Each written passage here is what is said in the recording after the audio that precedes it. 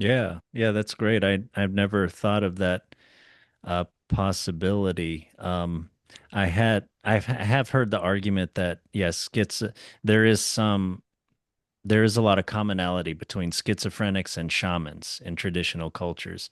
I do think there's something to that. I also think there's just like organic mental illness and that our brains are formed mysteriously and there's just a lot of mistakes that happen and it's just things are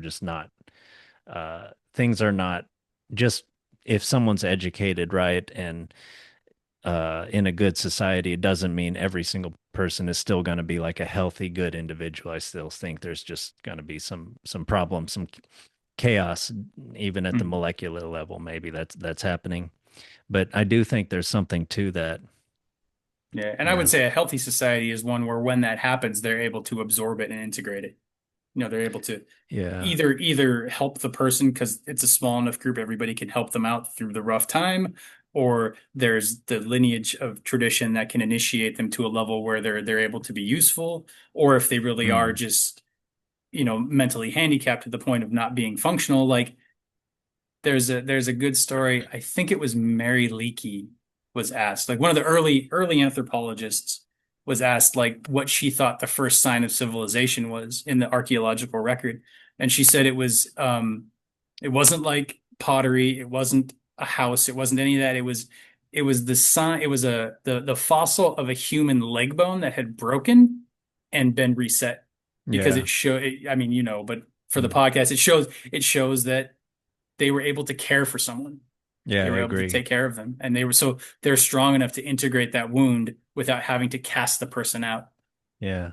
Yeah, that person presumably would not only not be useful for a time, but would be detrimental to the immediate survival of the group. Although also that person would presumably be helpful in the future. So it might be like a broader look at self-interest. But Mhm. already that does separate us from animals. Presumably Exactly. who maybe aren't seeing things in that long-term scale. Yeah. Yeah.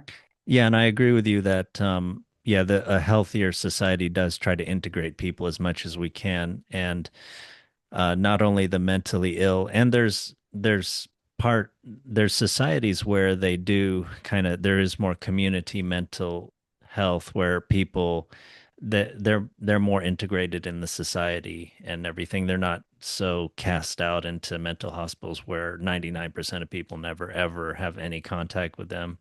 And I would Yeah. say maybe even more so is the same case with old people, with where, like, in many societies, and maybe almost all societies, civilized societies included, the old people live with us until they die. You take care of the young kids, and then you people are try to be useful to society if they can be, and those who can't be are taken care of in some way.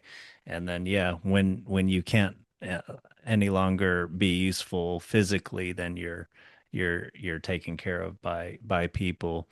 And of course, you could talk about how they are carrying the wisdom of some previous generations, and they are still useful spiritually. And it says Yeah. something even more when maybe people aren't taking care of the people who are useful to them for spiritually and for memory.